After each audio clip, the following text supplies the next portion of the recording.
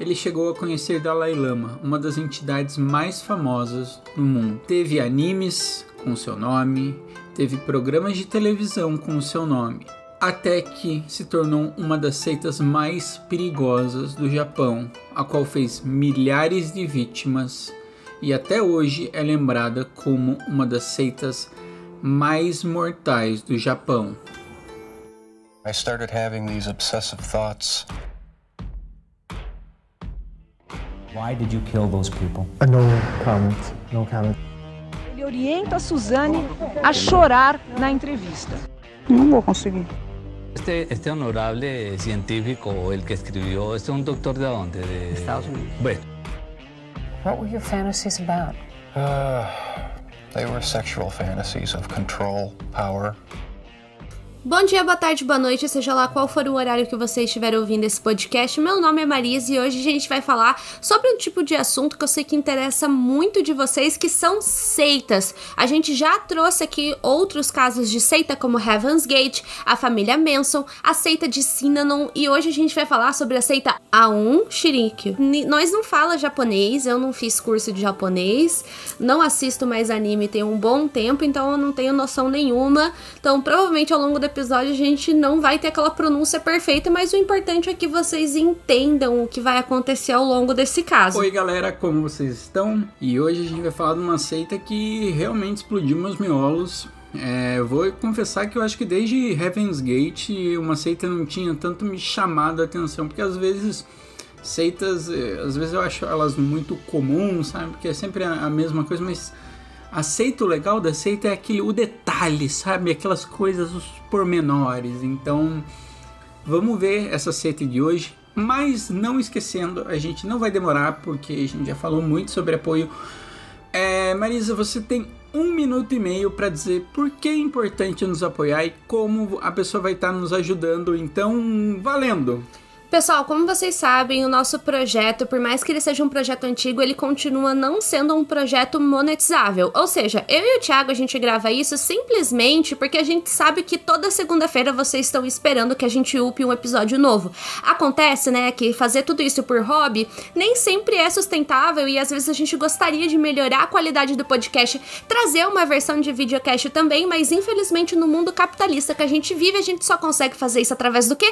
Do dinheiro. E atualmente tem várias formas que você pode fazer de ajudar a gente, desde formas através do próprio dinheiro, como formas mais simples, como compartilhar o podcast para algum amigo conhecer, compartilhar nos stories, seguir a gente no Instagram, no Spotify, seja lá qual rede social. Só procurar apenas um podcast que provavelmente a gente vai estar por lá. Fora isso, a gente acabou de lançar um novo plano de apoios que você pode apoiar a gente mensalmente a partir de R$2 e ter vários benefícios, né, dependendo do seu plano, tanto no Patreon para ouvintes que não estão no Brasil, quanto na Aurelo para ouvintes que são aqui das nossas terras brasileiras. Ou então, basta mandar o Pix misterioso no valor que você quiser para o e-mail contato apenazumpodcast@gmail.com. Todos os valores são bem-vindos e mande como mensagem para que a gente possa ler por aqui. Parabéns, deu 1 minuto e 20 e você conseguiu fazer um vídeo pro Instagram. Olha só, né, as habilidades da blogueira, afinal é com isso que eu trabalho. Mas, gente, como o próprio Thiago falou, a gente não vai enrolar muito, então a gente vai começar essa história lá do início. Atenção, esse podcast não é recomendado para pessoas sensíveis, pois pode conter a descrição de violência psicológica, física e sexual. Não diga que você não foi avisado. Continue agora por sua conta e risco. Mas, como vocês bem sabem, toda seita tem um fundador, tem o seu líder. E esse líder era o Shoko Asahara, que foi, né, como eu mencionei, o líder. Ele vai ser a pessoa que vai criar todo esse conceito. E ele cria essa seita, né, que inicialmente era um culto, que na época era conhecido como Templo da Verdade Absoluta. Tiago, você sabe assim explicar mais ou menos o que é uma seita? Porque às vezes o pessoal ouve essa palavra e não sabe direito assim o que é. A gente ouve muito essa palavra seita, culto. É muito difícil conceituar seita, porque às vezes seria só um grupamento de pessoas que se uniram para uma coisa em específica. Normalmente, seita, a gente pensa na questão negativa, como várias seitas, seita satânica, seita disso, seita de Heaven's Gate. Não, normalmente uma seita é ruim, né? Eu não sei especificamente se seita, a palavra seita seria só de um secto, não? Bom, gente, seita de forma geral é como se fosse um grupo de pessoas que acreditam numa mesma coisa. Essa ideia que eles acreditam pode ser tanto uma visão religiosa, como a gente já viu em seitas como Heaven's Gate, quanto filosófica, até mesmo política, né? Acho que essa parte da filosófica e política a gente vê mais ou menos ali no caso da família Manson. Ou seja, são um grupo de pessoas que acreditam num ideal.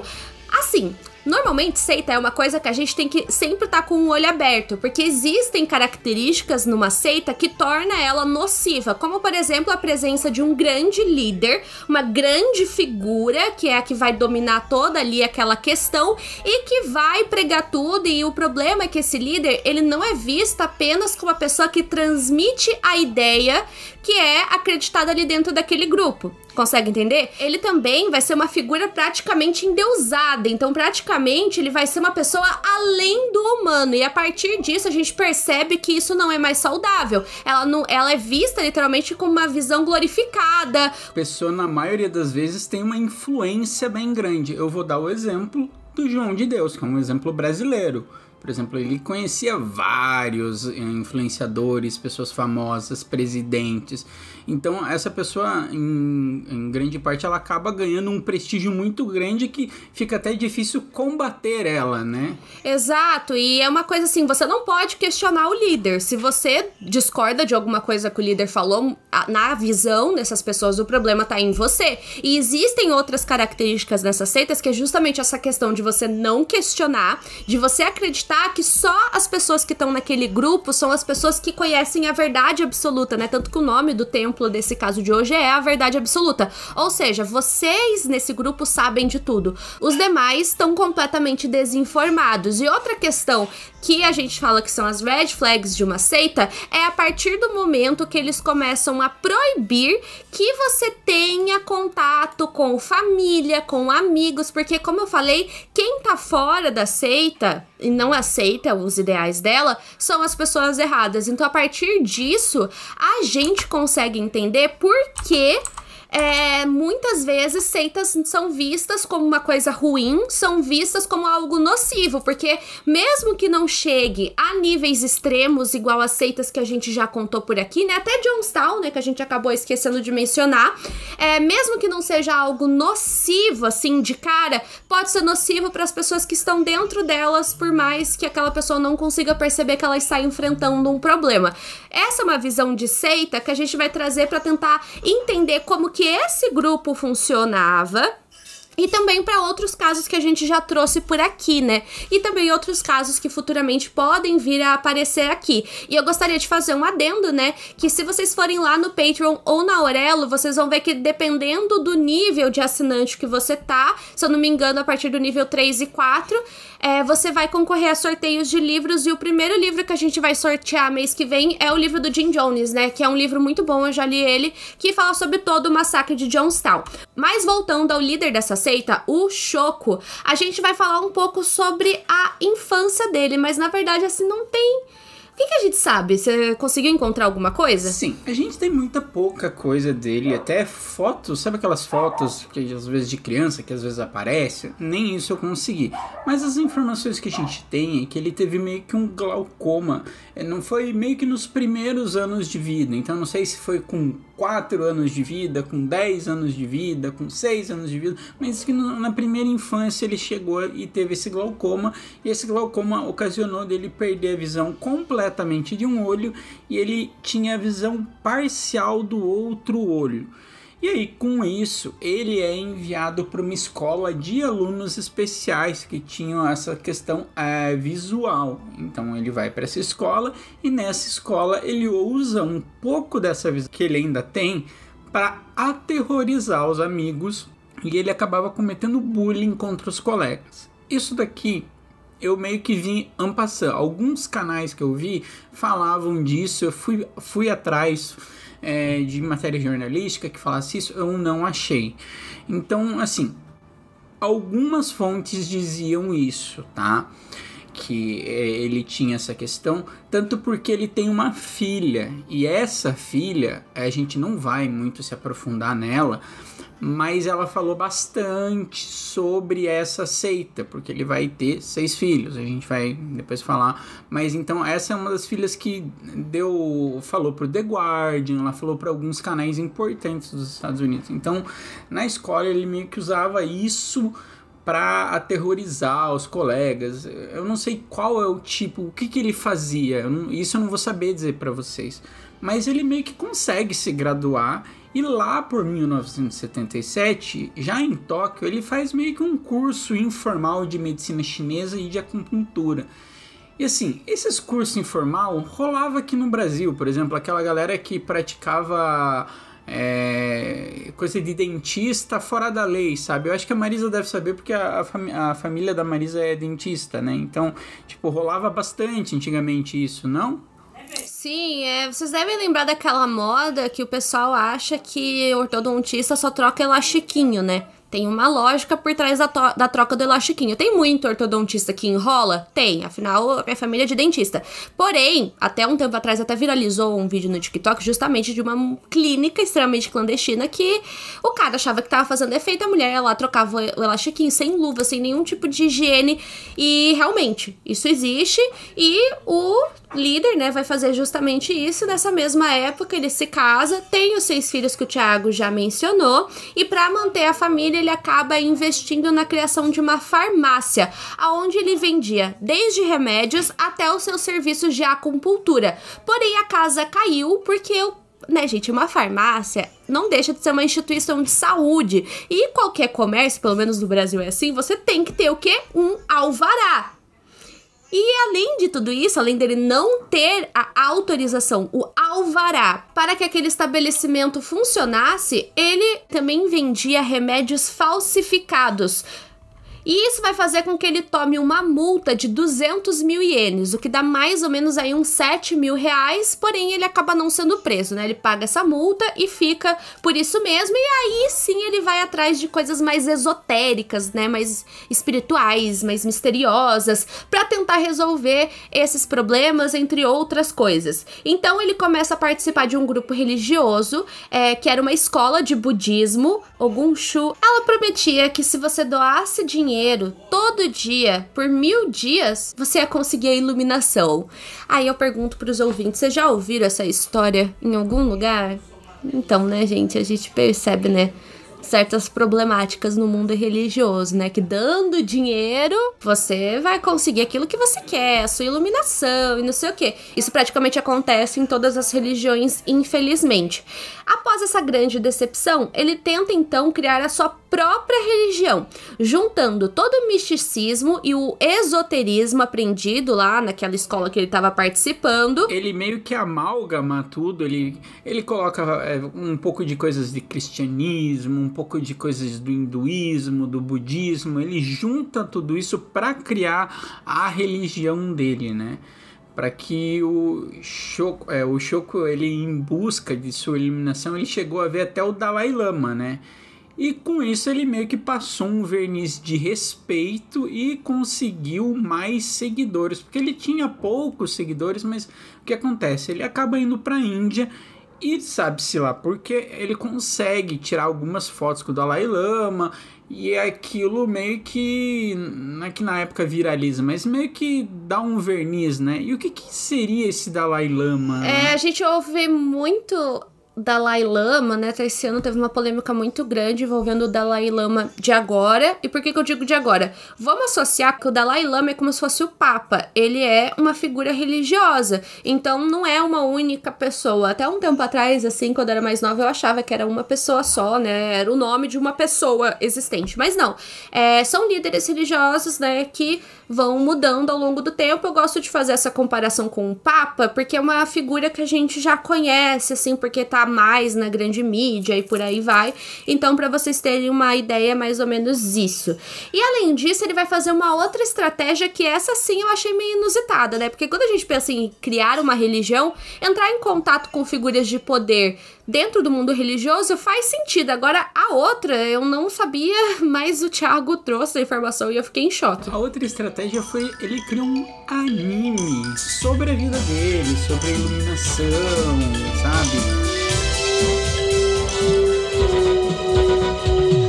人は誰でも持っているみんなの心に持っている遥かな虫の過去から daquilo que a igreja dele, do que o culto dele passava, sabe? E nisso todo um verniz educativo e etc, sabe? Pelo que eu vi, algumas coisas ele meio que se pintava como um deus. Então aí já começa ele se glorificando perante tudo isso. Eu também achei um pouco inusitado, mas outra coisa que acontecia é que ele mostrava cura para quem quisesse ver. Então, sei lá, se a Record japonesa quisesse mostrar, ele ia lá e mostrava, sabe? Ele estava em qualquer mídia possível e ele fazia questão de mostrar que ele já tinha conhecido o Dalai Lama, mostrar como ele era iluminado. E aí uma das coisas também que vai fazer ele ter uma popularidade muito grande é que ele fala que ele conseguiu a iluminação, e com a iluminação ele começa a levitar. Ele tem uma foto, inclusive, levitando.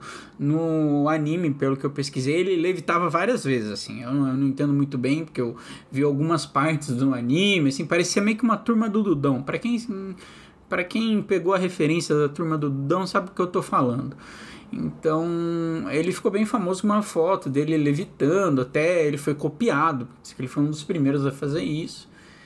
E é isso, assim, é o primeiro parte do movimento dele, como se deu e como que deu essa atração, né? Porque você tem que atrair as pessoas para o seu movimento, né, Marisa?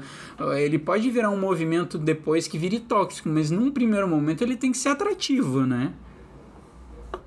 Isso mesmo, né? Principalmente para tentar pegar muito o público jovem, que é uma coisa que eu vejo que essas seitas têm uma tendência muito grande. E outra informação bem importante, né, é que esse culto, né, esse grupo, essa seita, ele começa a se originar pós Segunda Guerra Mundial, em uma época que muitas pessoas temiam que uma terceira guerra mundial fosse acontecer, de forma que essa guerra ia ser regada por armas nucleares que iriam destruir o planeta.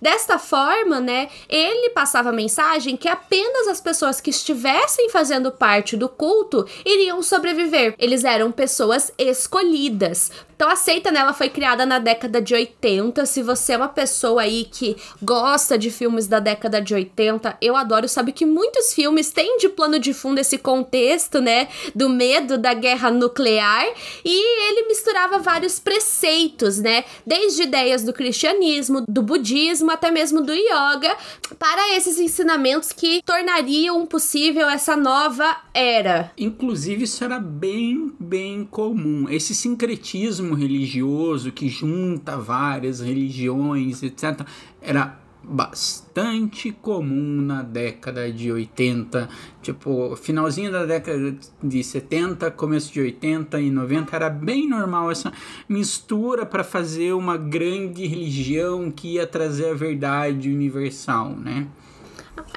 Até porque muitas das seitas que a gente já trouxe aqui, iguais a gente mencionou no começo do episódio, surgiram justamente nesse contexto, né? As seitas que eu sei que aconteceram, tipo, depois dessa época, início dos anos 2000, se vocês forem procurar o propósito delas, é muito diferente do propósito dessas seitas mais antigas. E na época, né, voltando aquilo tudo, né, toda aquela imagem que o Shoko estava tentando construir a respeito dele mesmo, ele era visto como uma figura positiva. Chegou até mesmo a publicar livros, dava palestras em universidades renomadas do Japão, tanto que boa parte dos seguidores dele vieram justamente das universidades, né, dessas instituições, e eram pessoas ali de classes sociais mais elevadas. E assim, gente, assim como a maioria dos líderes de seita, ele tinha um poder de convencimento e de manipulação extremamente grande. Então, assim, ele falava muito bem, e essas palavras eram capazes de dominar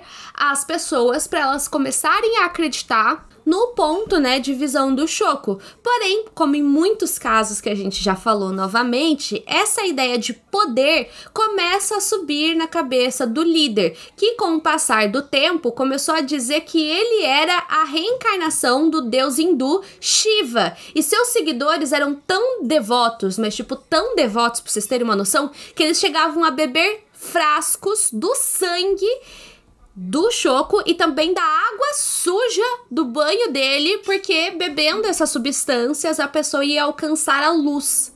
Ai, que nojo. Pois é. Não vou questionar a questão da religião e etc, não é isso, mas é meio nojento, né, gente? Vamos falar o português clarinho, vamos? É meio nojento, assim, o cara toma banho e, sei lá, pensa uma pessoa que se admira, você tomaria água do banho dela? Eu não tomaria. Pode ser a pessoa que eu mais admiro na vida, mas eu não tomaria. É nojento. Se bem que tem aquela menina lá que eu não lembro o nome dela que vendia água do banho dela e tinha otário que comprava, né? Então assim, gente, acontece. Ah, mas otário tem de monte, né? Desculpa. Todo dia sai um esperto e um otário da rua, né? A gente vai ver o que vai acontecer depois, né? Só que aí acontece um problema, que eu já falei isso anteriormente em algumas seitas, que é quando a ideia da religião começa a se misturar com o que? Política.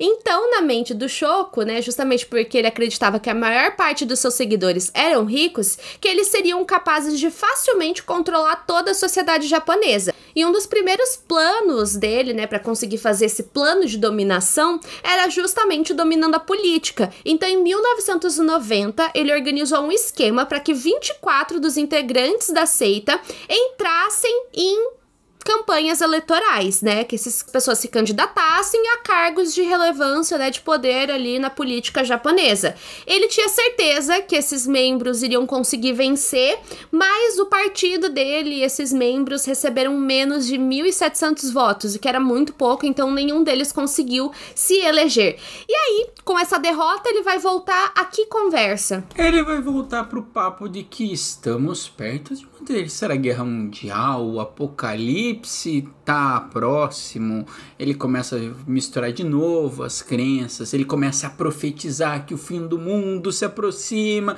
e que os membros do culto deveriam eliminar seus inimigos. Então, sabe, ele começa a criar uma outra atmosfera, porque ele viu que aquilo não deu certo. E, por exemplo, eu acredito, Thiago 2023, que se ele tentasse uma coisa assim agora, no momento atual da política mundial, eu acho que talvez alguma coisa, alguns deputados ele teria conseguido, sabe? Mas na época ele não conseguiu, porque tem todo um contexto para o que a gente chama dos outsiders. A gente viu isso no Trump, no Milley, etc. Eu não quero falar muito sobre política, mas falando um pouquinho, tipo, não deu muito certo, então ele teve que... porque é isso que acontece, né? Que são os esgotamentos da seita, né? Que o grande acontecimento não acontece, né, Marisa? Daí sempre tem que ter uma outra coisa para reavivar as pessoas, as crenças continuarem, né?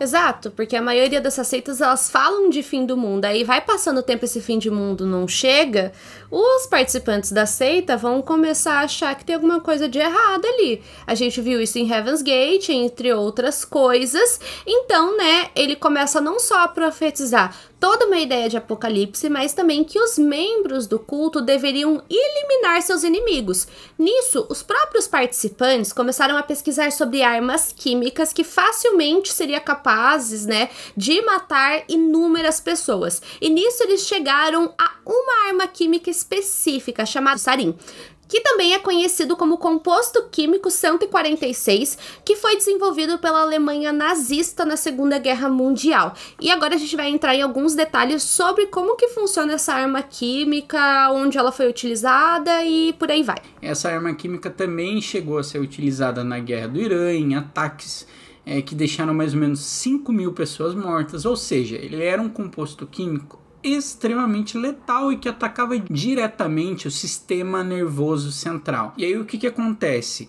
Ela é muito, muito perigosa porque é um gás inodoro e incolor, então ele pode penetrar na pele da pessoa, tanto nas roupas da pessoa que teve contato... Sem ela perceber. É isso, com esse gás, sem que ela nem saiba que isso está acontecendo. Isso é muito perigoso e, se eu não me engano, essa é uma das armas químicas no geral são proibidas em guerras, mas essa, se eu não me engano, é uma das que tem tratados internacionais mais duros sobre o uso do gás sarin. Inclusive, acho que é uma coisa parecida que aconteceu com o gás mostarda, que foi utilizado na Primeira Guerra Mundial. Mas o gás mostarda, ele recebeu justamente esse nome porque ele tem uma coloração de cor mostarda. Então, querendo ou não, dá pra visualizar ele, pelo menos, né? E eu sempre falo isso, que a gente já chegou a mencionar, ou pelo menos eu mencionei em algum vídeo, live, que, cara, tenham noção que é uma arma que é proibida de usar em guerra.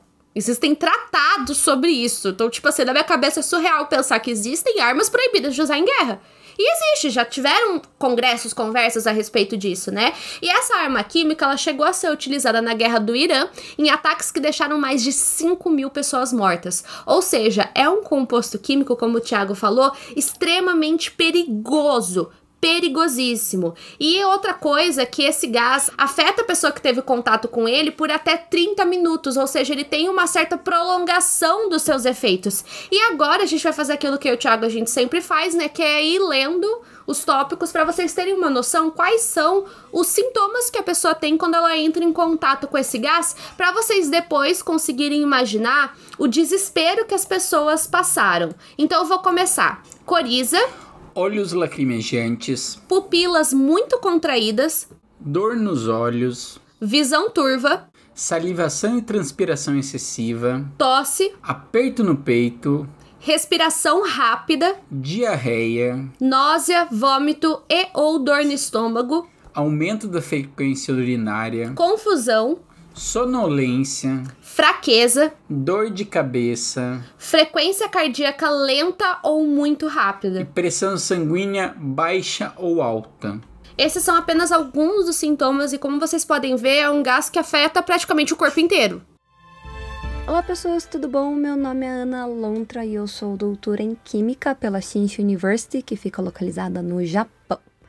E hoje, a convite do Ti, que é um grande amigo meu desde a época do ensino médio, vim explicar um pouquinho para vocês, bioquimicamente falando, como que funciona isso da atuação do gás sarin dentro do organismo da gente e por que ele é tão tóxico. O gás sarin, ele vai acabar impedindo a nossa respiração, então ele vai levar para uma morte por asfixia, porém ele não afeta o nosso sistema respiratório. Tá? Ele vai impedir a gente de respirar porque ele é um agente que vai afetar a parte neuroquímica do nosso organismo, ou seja, ele vai afetar a parte dos neurotransmissores e das sinapses. Como assim, demônios? Bom, quando a gente faz contração muscular, e isso inclui o diafragma que vai fazer a gente conseguir respirar, a gente tem aquela parte de impulsos nervosos, né? Então, a diferença entre cargas positivas e negativas dentro ali dos neurônios para fazer o salto bonitinho. Porém, a gente tem uma estrutura, um neurotransmissor que é chamado de acetilcolina, tá? E ele vai afetar diretamente nessa polarização, despolarização do meio para justamente fazer esse impulso nervoso que vai levar à contração dos músculos, tá? Só que assim, então, quando o nosso espaço entre os neurônios está cheio de acetilcolina, a gente contrai a musculatura. Quando o meio está sem acetilcolina, a nossa musculatura relaxa. E daí a gente tem que pensar como que demônios que essa acetilcolina vai deixar de existir no nosso, ali no espaço entre neurônios, tá? Ali na parte das sinapses. Aí entra uma enzima, que é chamada de acetilcolinesterase, espero que eu esteja falando certo. Ela é a enzima na qual gruda a acetilcolina e a acetilcolina é quebrada através da atividade dessa enzima. Beleza? Até aqui tudo bem? Tranquilinho? Qual é o ponto? O gás sarin afeta nesta enzima que quebra a acetilcolina, tá? Então, o que o gás sarin vai fazer? O meio tá ali cheio de acetilcolina, o corpo inteiro tá contraído, musculatura contraída, diafragma contraído, tá? Gás sarin entra no teu corpo. Ele vai simplesmente bloquear os teus receptores da enzima, né, da acetilcolinesterase. E a acetilcolina não vai ter como ser quebrada nessa brincadeira. Então, em vez do teu músculo relaxar, teu músculo vai continuar contraído o tempo todo, inclusive o seu diafragma. Por isso que você não consegue fazer a movimentação do pulmão para conseguir puxar mais ar, e por isso que ele vai levar por uma morte por asfixia. E aqui fazendo um comparativo com outro composto que é bem utilizado em questões assim, né? Que é o cianeto, tá? O ácido cianídrico, né? E o ácido cianídrico ele também vai matar por asfixia.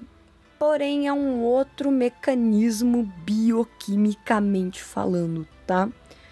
Ao passo que o gás sarin vai ter um efeito neuroquímico, o cianeto ele vai acabar tendo um efeito mais bioquímico dentro das hemácias. Como assim? Bom, a gente tem lá nossos glóbulos vermelhos, bonitinhos e cheios de ferros. Ali naquele centro de ferro, o oxigênio vai se ligar, vai ser transportado pela hemácia, pelo corpo, e vai se soltar quando chegar no tecido que tem que se, né? É ali que está precisando de oxigênio. Qual é o problema do cianeto e também do monóxido de carbono, tá? O monóxido de carbono ele vai fazer exatamente o mesmo efeito que o gás cianeto, tá? Então, como esse cianeto ou esse monóxido de carbono tem uma afinidade estupidamente grande com o ferro das hemácias, ele gruda na hemácia e nunca mais quer soltar.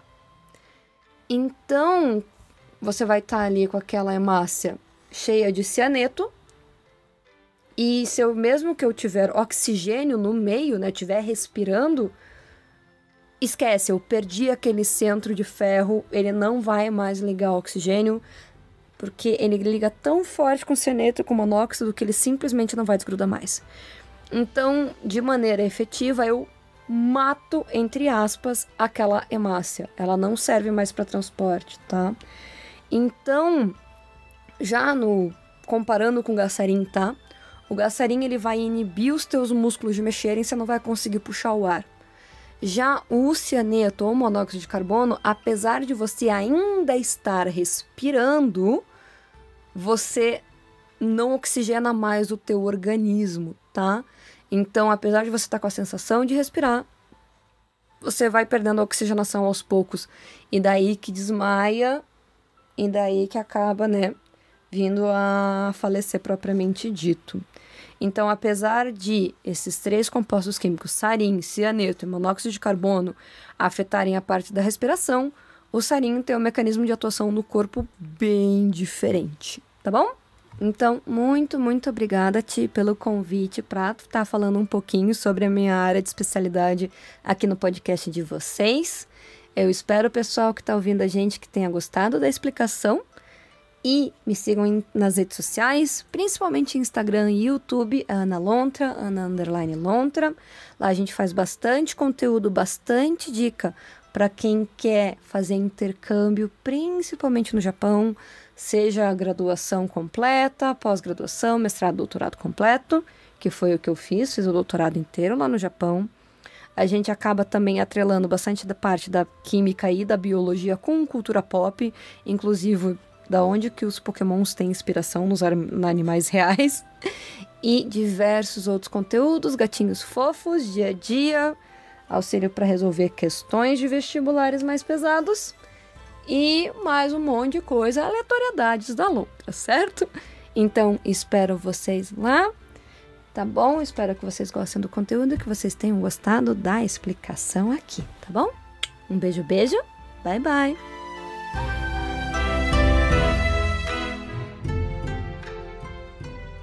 Não é, tipo, vai agir especificamente nessa região, não. Vai ferrar o corpo inteiro da pessoa que teve contato com ele. E assim, o grupo, que nem eu falei, eles começam a pesquisar sobre esse assunto e eles chegam até esse composto químico. E eles começam, a partir daí, tramar um plano maligno para matar pessoas inocentes pra, né, poder concretizar isso. E pra vocês terem uma noção, e essa parte eu acho bizarríssima, eles chegaram até mesmo a fazer uma musiquinha quando eles descobriram o gás, tipo uma música que eles cantavam e celebravam durante os cultos. Eu vou ler a música, posso? Pode, eu vou tentar não rir de nervoso, Marisa, por favor. Ai, gente, assim, eu recomendo vocês estarem sentados, tá? Mas vamos lá. Ele veio da Alemanha nazista, uma arma química perigosa, sarin, sarin. Se você inalar o vapor misterioso, você vai cair com o vômito sangrento de sua boca. Sarin, sarin, sarin. A arma química. Esse é um trechozinho da musiquinha e, gente, cara, pra vocês verem, né, como que era a visão das pessoas desse grupo, né? E eles não tinham problema nenhum em falar de Alemanha nazista. Isso me deixa em choque. Exato, pra eles tá tudo bem falar Alemanha nazista, veio assim como, nossa, é como se falasse, veio de um campo maravilhoso, assim, foi Deus que trouxe, sabe? Uma visão meio imaculada da coisa. Ai, foi a Alemanha nazista que trouxe pra gente. Cara, e assim, o pior é saber que, tipo assim, antes de fazer o grande ataque, que a gente já vai chegar nele, eles decidiram fazer alguns ataques teste. Se era tão letal, né, quanto eles queriam. Exato, porque a intenção deles era matar o máximo de pessoas possíveis. E agora, né, Thiago, conta pra gente como que foi um desses ataques teste. O que acontece? No dia 27 de junho de 1994, os membros eles decidem fazer esse ataque teste para ver quantas pessoas eles iriam conseguir matar. É exatamente isso, para ver quantas pessoas eles conseguiam matar e qual que era a duração de tempo que eles iam matar. Tipo, por quanto tempo eles vão conseguir. Então, para isso, eles estacionam uma van em uma rua residencial lá em Matsumoto. Eles pulverizam o gás no bairro, eles pulverizam esse gás no bairro e em apenas 30 minutos diversas pessoas começam a ter problemas.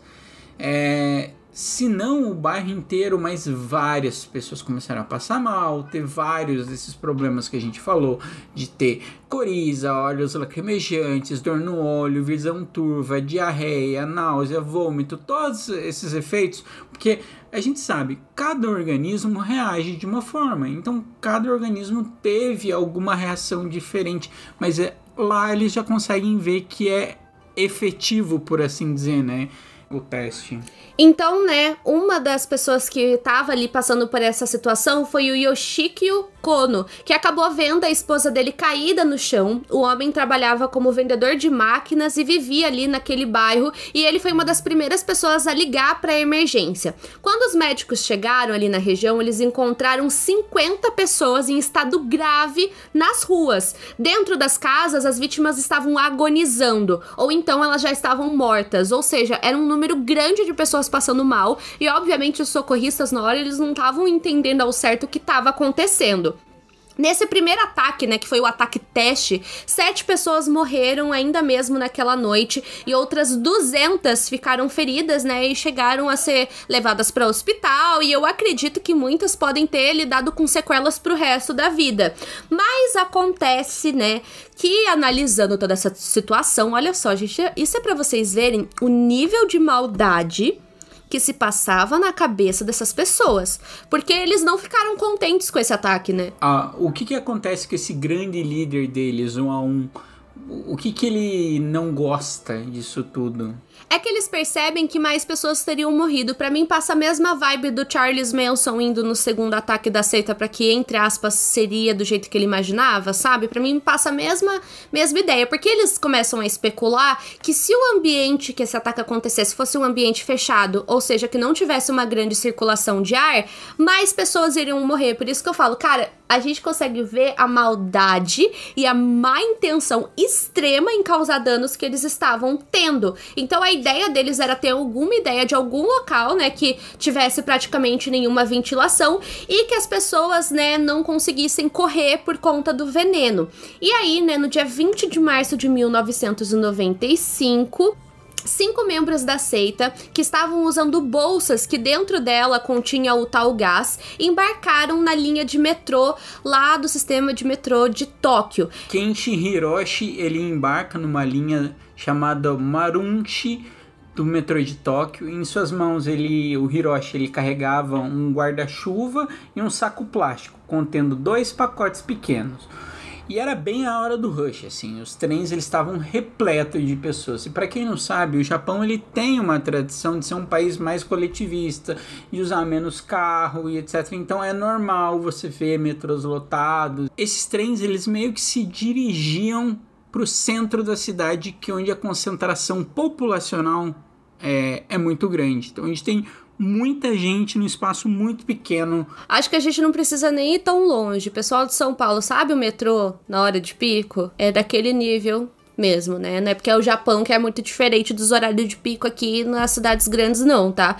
Então, assim, é aquele nível. É aquele ônibus, é aquele metrô entupido. Acho que a maioria das pessoas já deve ter tido essa experiência na vida. Se você nunca teve essa experiência, se sinta privilegiado. E o que acontece, né? Como a gente mencionou, eles estavam com bolsas que continham esse gás.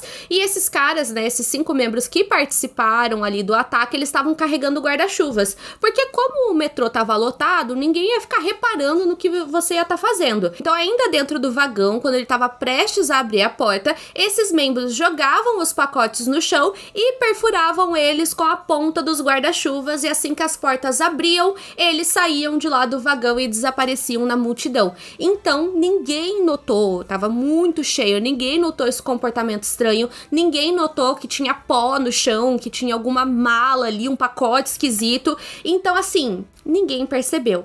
Porém, ironicamente, a primeira indicação de que algo estava errado foi quando um dos participantes do atentado, que era o Kenichi Hiroshi, entrou em um carro de fuga e lá ele começou a passar muito mal. Então esse cara, né, que participou desse ataque, fez todo esse processo que eu disse pra vocês. Aí do lado de fora do metrô, né, tinha um carro de fuga aí pra pegar os membros. E esse próprio cara que fez o ataque começou a passar muito mal. Dizem que ele começou a tremer incontrolavelmente, que a respiração dele ficou presa na garganta. Apesar de todas as precauções que o grupo estava tentando tomar para que os membros dele não fossem afetados, o Kenichi Hiroshi, que foi uma das pessoas que realizou esse ataque, foi a primeira vítima fatal desse atentado naquele dia.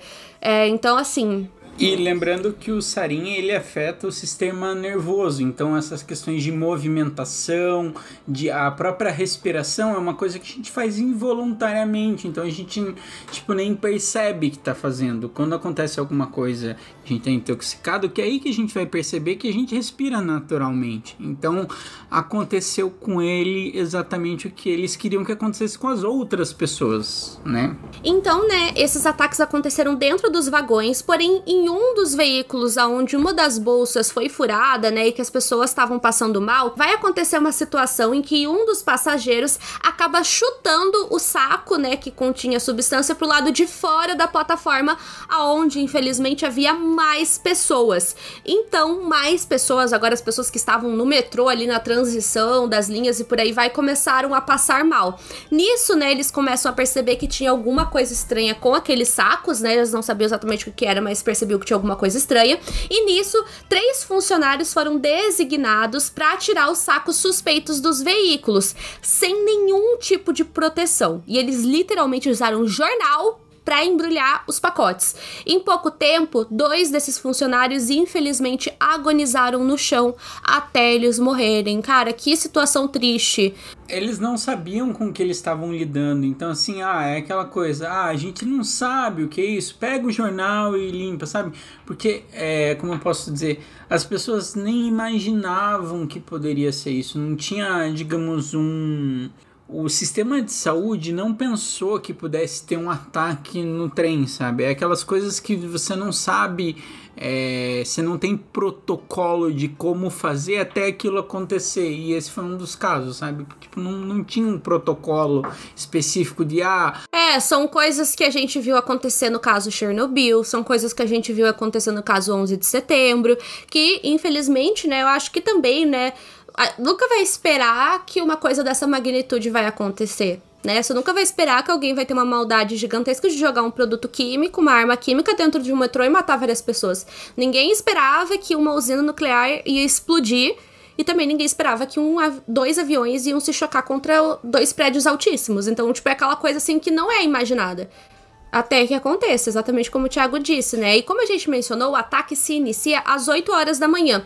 Às 8h30, toda a rede de transporte público foi paralisada e os efeitos do ataque estavam cada vez ficando mais visíveis. Muitas pessoas passaram a vomitar incontrolavelmente, enquanto outras pessoas, gente, literalmente caíam em coma no chão. Então, assim, eram efeitos catastróficos, eram muitas pessoas que estavam passando mal. Algumas delas ficaram permanentemente cegas. E assim, era um caso horrível e um exemplo, assim, a gente vai trazer alguns exemplos, né, de algumas pessoas que infelizmente foram vítimas. Tem o caso de uma mulher que tava usando lente de contato quando o ataque aconteceu e, gente, por conta do efeito do gás, a lente de contato se fundiu ao olho dela, como se grudasse, e infelizmente a única solução para resolver isso foi tirar os 2 olhos dela cirurgicamente. Eu, como uma pessoa que usa lente de contato, eu imagino o desespero. E assim... meu Deus do céu, que desesperador. E é triste, né? Porque não tem como você salvar, porque o olho dela já foi contaminado. O olho é muito foda, é muito sensível. Com a lente, Ai, caraca, que coisa... E assim, fora das estações, os corpos dos feridos começaram a literalmente acumular. E o centro de Tóquio virou uma zona de guerra. Os hospitais estavam transbordando de pessoas e, como o Thiago disse, né, o sistema de saúde não estava preparado para atender tantas pessoas. Enquanto o caos acontecia, o Hiroshi Morita, ele se prepara para publicar o seu relatório sobre o ataque anterior, né? E... ele era um médico que já tinha tratado as primeiras vítimas, ele foi considerado como a principal autoridade do Japão em envenenamento por sarin. E por muita sorte, o Morita ele estava com a televisão ligada e assim que a tragédia foi noticiada, ele veio aquele estalo, ele percebeu na hora que estava acontecendo a mesma coisa e ele sabia o que tinha que ser feito. Então, apesar de ser uma das principais cidades do mundo, porque Tóquio tem uma concentração populacional gigantesca, Tóquio estava totalmente despreparada para esse ataque desse porte. Porque, como a gente falou, você não se prepara para uma coisa que você não acredita que vai acontecer. Porque, assim... quando existe classificação de risco das coisas, sabe? Por exemplo, se você é um call center,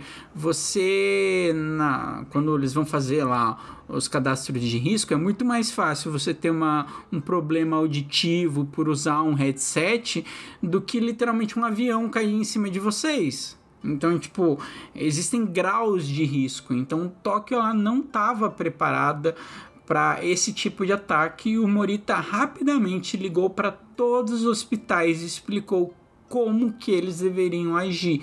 Foi um momento decisivo no dia que, assim, gente, quando a gente fala em zona de guerra, é literalmente zona de guerra. Se você olhar as imagens da época, tem tenda, tem um monte de gente de máscara, porque as pessoas não sabiam como iam se contaminar. Então, isso possivelmente teve uma redução de mortes por causa desses procedimentos, né?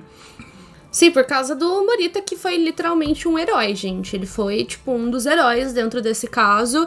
E é uma coisa que realmente, assim, muitas pessoas, claro, especulam, porque não tem como a gente saber, mas por conta dele ter tido essa atitude, milhares de pessoas tiveram as suas vidas salvas, né? E voltando, né, a todo o impacto que estava acontecendo em Tóquio, no início da tarde, Tóquio finalmente começou a aparentar que estava conseguindo controlar melhor aquela situação. Ficou claro que, né, a seita tinha falhado no objetivo dela, que era soar como se o fim do mundo tivesse acontecendo. Claro, muitas pessoas morreram, muitas pessoas tiveram sequelas pro resto da vida, mas na cabeça da seita, do grupo Amun, eles queriam que o pior tivesse acontecido, eles queriam que pior ainda tivesse acontecido. Eles queriam que fosse literalmente um caos, que ia ser muito difícil de ser controlado, e perceber que a cidade já estava aos poucos se recuperando e aos poucos voltando ao normal, foi uma coisa que incomodou principalmente o seu líder. Enquanto isso, o A1 ele estava meio em desordem. Alguns dos integrantes envolvidos no ataque, eles haviam se envenenado porque acidentalmente eles lançaram a substância. Porque, gente, eles pegaram, eles acharam que eles iam furar o saco, sair e nada ia acontecer com eles. Mas não é assim que acontece, né? E aí se deu esse envenenamento acidental, que eles lançaram as substâncias químicas. E aí acontece que a polícia recebeu diversas denúncias anônimas sobre o grupo, sobre toda essa atividade suspeita que estava acontecendo, sabe? Sempre tem uma pessoa que fica meio de olho, sempre tem um fofoqueiro de plantão que deu aquela ligadinha, falou, olha, tá acontecendo algumas coisas estranhas, né? Então vamos lá, né? No final do dia, 12 pessoas infelizmente acabaram morrendo nesse ataque, enquanto outras 6.000 ficaram feridas e foram transferidas para os hospitais ao longo da cidade. Só queria falar uma coisa. Na BBC, uma matéria de 2018 que fala sobre a execução dele, diz que é 13 pessoas e 5.000 feridos no metrô, só para caso você queira trazer essa discordância, porque tem. Tipo, eu efetivamente... A gente já conversou isso no episódio que a gente lançou há pouco tempo, gente, que essa coisa de número e tal, infelizmente, dependendo do site, ele vai trazer uma informação diferente. Mas, como o Thiago disse, pense nessa informação e vamos tomar isso como uma espécie de uma média. Mas, voltando para o que eu estava falando, um estudo realizado em 2000 descobriu que cerca de 30% das pessoas que ficaram feridas nesse ataque acabaram sofrendo de comorbidades após o mesmo. E, de acordo com o estudo, passaram a sofrer de condições mentais, desenvolveram sequelas mentais. Apenas 2 dias depois do ataque, a polícia conseguiu fechar a fábrica que produzia a substância e conseguiram chegar até o líder da seita, que inicialmente negou o envolvimento nos ataques. No entanto, com os progressos da polícia, eles perceberam que sim, ele estava envolvido no ataque. A seita naquela época ela contava com mais ou menos 40.000 membros, eles tinham acesso a essa arma mortal e era apenas questão de tempo até que eles planejassem um novo ataque, porque eles tinham os meios, eles tinham o poder financeiro e eles já tinham feito esse outro ataque. Para vocês terem uma noção, esse ataque teste de 94, que foi o primeiro ataque, a BBC coloca que teve 8 mortos e 600 pessoas feridas. Então vocês viram como quase 10 vezes mais pessoas feridas de um ataque para o outro. Então eles realmente entenderam que num lugar fechado eles iam fazer um estrago muito maior, né? Além disso, eles descobriram uma bomba cheia de gás cianeto que foi deixada em um banheiro na estação, de um dos metrôs lá de Tóquio, e tinha veneno suficiente para que matasse ainda mais pessoas, e essa bomba era para servir como uma espécie de aviso. Felizmente, houve um erro no mecanismo de detonação e essa bomba apenas pegou fogo ao invés de explodir e não causou nenhum tipo de dano extra. Alguns especialistas estimam que caso essa bomba tivesse funcionado, ela teria material suficiente para matar pelo menos 10.000 pessoas. E o que acontece? Essas bombas elas foram enviadas para as autoridades japonesas, resultando em mais ferimentos graves, sabe? Porque efetivamente, se você não tiver um bom manejo com aquilo, se não souber lidar com aquilo, isso vai acontecer.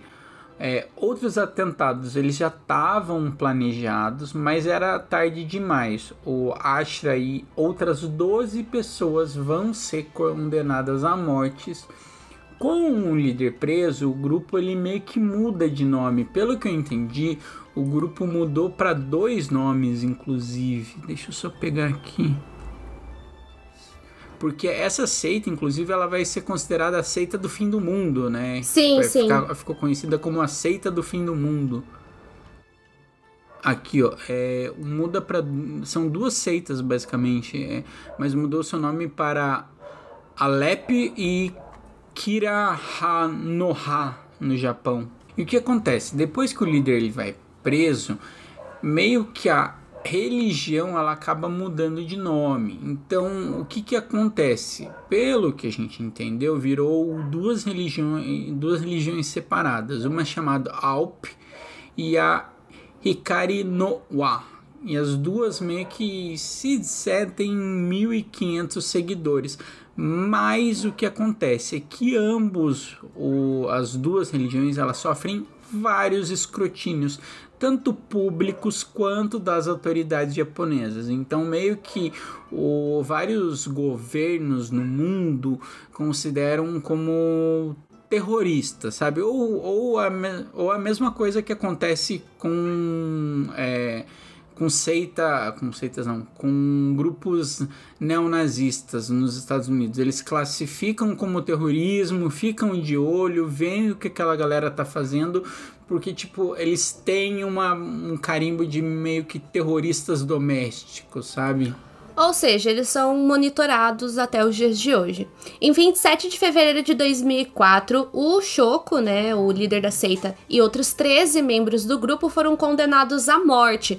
No entanto, né, o líder foi executado após um longo processo com 27 acusações de homicídio e foi executado por enforcamento num centro de detenção em Tóquio no dia 6 de julho de 2018, aos 63 anos. 17 anos depois, foi detida Naoko Kikuchi, uma das presumíveis autoras do atentado com gás sarin no metro de Tóquio. Outro elemento da seita apocalíptica, Aum Shinrikyo, tinha-se entregado à polícia na véspera de Ano Novo. O último membro da seita, que continua em fuga desde o atentado, é Katsuya Takahashi, de 54 anos. Naoko Kikuchi foi detida num apartamento no sudoeste da capital japonesa. A mulher admitiu ter participado no fabrico do gás lançado no atentado, mas disse desconhecer qual seria o destino do mesmo. O atentado da década de 90 terá sido executado por 5 elementos da seita, que perfuraram com guarda-chuvas vários sacos com gás sarin colocados nos vagões do metro de Tóquio em hora de ponta. Naoko é também suspeita de estar envolvida na explosão de um pacote de bomba no edifício do governo metropolitano de Tóquio. O governo do Japão executou os últimos 6 responsáveis por um ataque com gás sarin no metrô de Tóquio em 1995. 7 membros da seita já tinham sido enforcados no início do mês. O anúncio foi feito pela ministra da Justiça do Japão, um dos poucos países desenvolvidos que ainda aplicam a pena de morte. No dia 20 de março de 1995, o líder e 12 membros da seita Verdade Suprema espalharam bolsas plásticas com gás sarin em várias partes do metrô na capital japonesa. O produto ataca o sistema nervoso. 13 pessoas morreram sufocadas e cerca de 6.000 tiveram sequelas. Outros 190 membros da seita foram condenados à prisão pelo atentado, o maior da história do Japão. Como a gente mencionou, o grupo ainda existe teoricamente, né? Sofreu 2 ramificações, mas ainda tem pessoas adeptas a certos preceitos que a seita pregava. E, como a gente mencionou, ele é monitorado. E agora a gente vai para o momento 5 centavos. E, Thiago, o que você tem a dizer sobre esse caso? O que foi, o que você achou? Momento 5 centavos! 5 centavos! Olha, eu vou dizer que de casos de seita que a gente contou, eu vou ser bem sincero. A seita que mais me esbugalhou as engrenagens, que eu mais fiquei fascinado de um jeito assim, caraca, que coisa maluca, foi o do Heaven's Gate. E essa eu vou confessar que me pegou, se não igual, do mesmo jeito.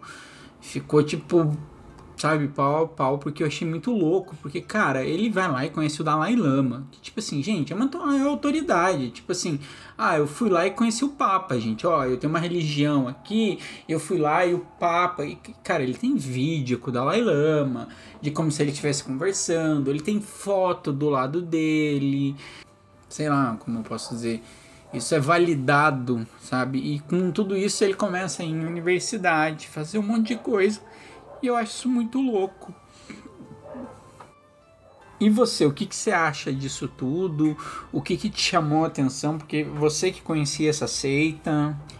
Bom, grupos, assim, seitas são um tipo de caso que me chama bastante atenção, porque eu acho curioso pensar em como pessoas acreditam tanto em uma coisa que chega ao ponto de que na cabeça delas tá ok cometer um mal gigantesco contra uma pessoa, né? Ainda mais, acho que todos os casos que a gente falou de seita, pessoas inocentes, assim, pessoas que, tipo, não tinham nada a ver com o assunto, sabe? Pessoas que, tipo, estavam vivendo a vida delas normalmente, que eles acham que eles têm que causar o fim do mundo. Então me chama bastante atenção. Obviamente eu não era nascida quando esse caso aconteceu, porém, eu lembro, acho que deve ter passado alguma matéria especial sobre o assunto, e eu lembro de mais jovem ter visto fotos, ter ouvido falar sobre esse caso, e eu lembro que era uma coisa que na época eu não entendia ao certo a dimensão de tudo aquilo, o que estava por trás. Eu não sei se de repente foi na época que ele foi executado, eu não lembro ao certo, ou se foi do julgamento, eu não lembro quando que eu vi essa matéria, porém eu a vi. Então, tipo assim, é um caso que me marca, assim como todos os outros de seita, é um assunto que eu acho muito interessante, e eu quero muito saber aí na caixinha de perguntas o que vocês acharam desse caso, se vocês já conheciam, quais são os seus pensamentos a respeito disso, e eu acho que é isso. Vamos ler então os comentários do último episódio? Vamos lá, a Bridget, ela fala: Oi, amo o podcast de vocês. Fui introduzida no Apenas um Podcast pela Marisa em 2020, mas o streaming que eu usava deu problema e perdi, mas apareceu de novo para mim no início desse ano. Que bom, eu fico feliz com isso. A gente vai ler mais alguns comentários que vocês fizeram no episódio 93 do bombardeio terrorista de Oklahoma, aquele caso do Timothy McVeigh. Vou começar com um comentário da Isadora Glows, que ela disse: nada melhor do que tomar banho ao podcast de vocês. Sempre danço com a música de introdução. Comecei recentemente a ver o podcast, já amei. E às vezes eu comento sobre vocês na minha sala. Adoro vocês, beijo. Muito obrigada, Isadora. Ficamos felizes que vocês gostam da introdução. Eu particularmente gosto bastante dessa, também gosto da antiga. E adorei a sua foto, porque é um cachorrinho muito fofo. Depois conta pra gente qual que é o nome, porque eu adoro pets. E o Traimo, tomara que eu esteja pronunciando corretamente, ele disse: Moçambique presente, melhor podcast, parabéns, muito obrigada.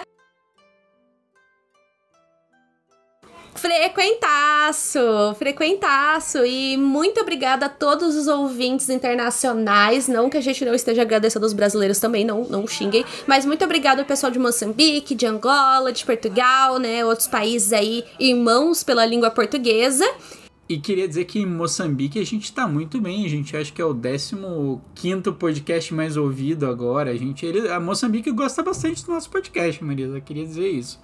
Gosta, acho que a gente tinha que ir pra lá. O penúltimo é a Nathalie Alves. Ela disse: os Estados Unidos, sem dúvida, é fábrica de birutas. Foram todos os casos de serial killer, terroristas, massacres. Fala sério, eu amo ser brasileira.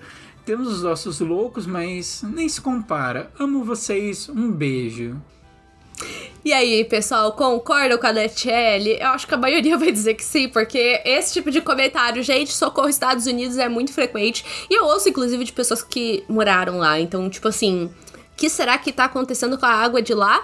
E agora a gente vai ler um comentário que é da Bridget também. E ela comentou esse comentário, foi ótimo, lá no nosso episódio sobre o caso von Richthofen, onde ela disse: tive um professor de literatura que deu aula para Suzane durante o 3º ano do ensino médio dela. Quando ele descobriu que a aluna quietinha que ele dava aula cometeu essa monstruosidade, ele ficou tipo, ela fez uma carinha assim meio... chocado. Um emoji de choque, sabe? chocado. E eu ficaria também se eu fosse esse professor. Mas, gente, é isso. E lembrando, né, gente, que dependendo do plano de assinatura que você decidir apoiar o nosso podcast, você vai poder participar do Momento 5 Centavos e receber podcasts, né, com antecedência. Então, assim, acho que é uma coisa bem legal para vocês terem uma interação. Também, né, dependendo do plano ali, do nível de assinatura que você fizer, você pode também fazer a vinheta do Atenção lá do começo do episódio, ao invés de mim, né? Então você vai falar todo o roteirozinho igual. Então, se você tá afim de fazer isso e também de ajudar a gente, dá uma olhadinha no Patreon, se você for um ouvinte internacional, ou dá uma olhadinha lá no Orelo, se você for das terras tupiniquins, certo? É isso aí, galera. Até a próxima.